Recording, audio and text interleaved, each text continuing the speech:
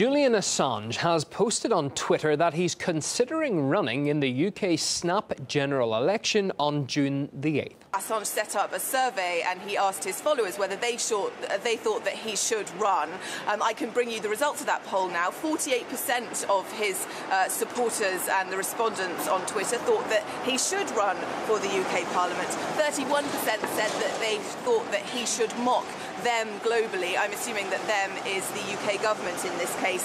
16% though thought that he had bigger fish to fry. Then he appeared to get more serious. He looked into the legislation and he wrote a second tweet which linked to that legislation. He concluded from that since he isn't sentenced for or indeed even charged with a crime, and of course, as you say, he's a Commonwealth citizen, then he is free to run in the general election. How would it work? Well, he'd have to choose a constituency. He could go for this one, which is a pretty safe Conservative seat at the moment. He doesn't have to choose a party, though. He could run as an independent. He'd have to pay a £500 fee for registering for election, and then he could just go for it, start campaigning if he wanted to. I'm seriously considering how much fun it might be to slap the powder off their stuck-up class-bound noses.